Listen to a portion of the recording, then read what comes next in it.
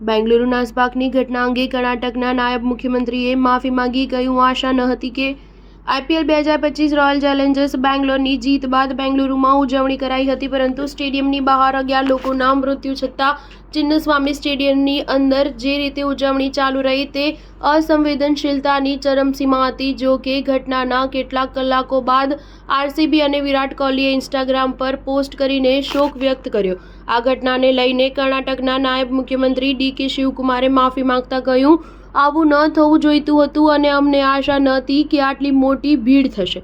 કર્ણાટકના નાયબ મુખ્યમંત્રી DK શિવકુમારે કહ્યું કે સ્ટેડિયમની ક્ષમતા 35,000 છે, પરંતુ ત્યાં 3 લાખથી વધુ લોકો હતા।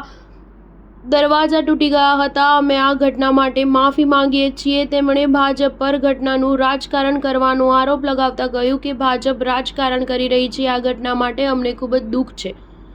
અમે ભવિષ્યમાં વધુ સારો ઉકેલ શોધીશું। આ દુર્ઘટના બાદ ગુરુવારે યોજાનાર તમામ સરકારી કાર્યક્રમો મુલતવી રાખવામાં આવ્યા છે। કર્ણાટક સરકારે ભાગદોડમાં માર્યા ગયેલા લોકોના પરિવારજનોને 10 લાખ રૂપિયાના વળતરની જાહેરાત કરી।